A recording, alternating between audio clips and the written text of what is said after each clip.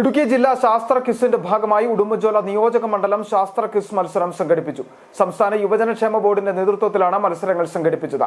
High school വിദ്യാർത്ഥികൾക്കായാണ് മത്സരങ്ങൾ സംഘടിപ്പിച്ചത്. പ്രാഥമിക തല മത്സരങ്ങളിൽ വിജയിച്ചവരാണ് നിയോജക മണ്ഡല അടിസ്ഥാനത്തിൽ പങ്കെടുത്തത്. മത്സരത്തിൽ 26 ഹൈസ്കൂൾ വിദ്യാർത്ഥികൾ പങ്കെടുത്തു. ക്വിസ് മത്സരം ഉദ്ഘാടനവും സമ്മാന വിതരണവും ജില്ലാ യൂത്ത് കോർഡിനേറ്റർ രമേശ് കൃഷ്ണൻ നിർവഹിച്ചു. നമ്മുടെ മനുഷ്യജീവിതവും സമൂഹവുമാകെ ഈ ലോകമാകെ വികസിച്ചുകൊണ്ടിരിക്കുന്നത്, മുന്നേറിക്കൊണ്ടിരിക്കുന്നതിൽ പ്രധാനപ്പെട്ട ഒന്നാണ് ശാസ്ത്രവും അതിൻ്റെ പുതിയ പുതിയ കണ്ടുപിടുത്തങ്ങളും. പുതിയ തലങ്ങളിലേക്ക്, ഓരോ പുതിയ തലങ്ങളിലേക്ക് ശാസ്ത്രം അതിൻ്റെ പുതിയ കണ്ടുപിടുത്തങ്ങളിലൂടെ കടന്നു ചെല്ലുകയാണ്. അത് നന്നായി കുട്ടികളിലേക്ക് എത്തിക്കുകയും ആ ശാസ്ത്രാവബോധത്തിൽ കുട്ടികളെ എത്തിക്കുകയും ചെയ്യുക എന്നുള്ള പ്രധാനപ്പെട്ട ലക്ഷ്യം ഈ ക്വിസ് പ്രോഗ്രാമിനുണ്ട്.